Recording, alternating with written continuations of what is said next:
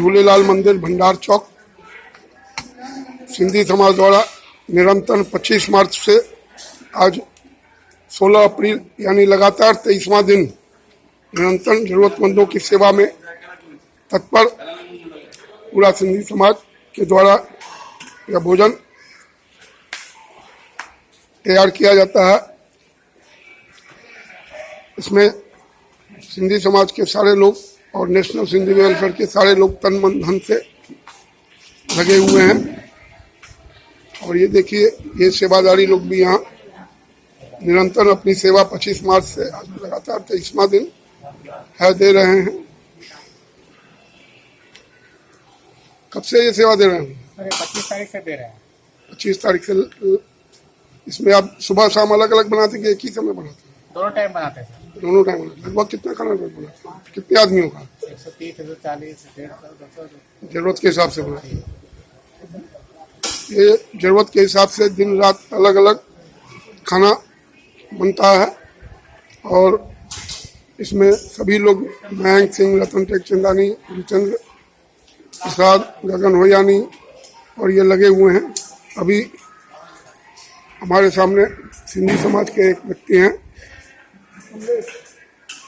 अभी हम उनसे बात करेंगे।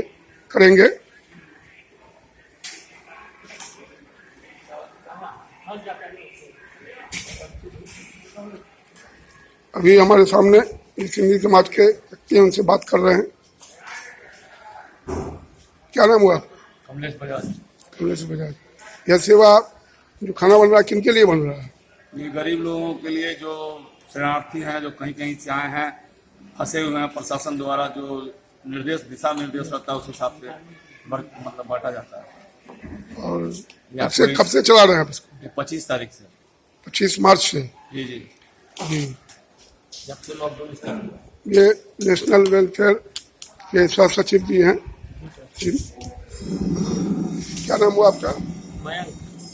यह सेवा आप लोग कितने दिनों से चला रहे हैं? 23वां दिन है आज।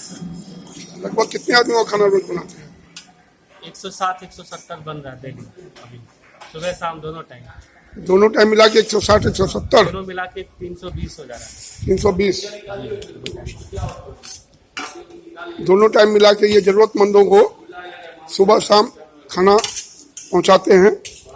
जहां इनके अगल बगल कहीं भी कोई दिखा ऐसा मजदूर जिसे इसकी सख्त जरूरत हो, भूखा हो, कहीं फंसा हुआ हो, किसी होटल में, किसी धर्मशाला में और होम में, कहीं भी रन बसेरा में, उसके हिसाब से ये लोग उन्हें निरंतर सेवा दे रहे हैं। और आप देख रहे हैं आज का इनका खाना है, शायद चावल और छोले हैं इनका खाना, जो कि निरंतर खूब साफ सफाई से, हाइजेनिक से अभी ये पैकिंग हो रहा है खाना।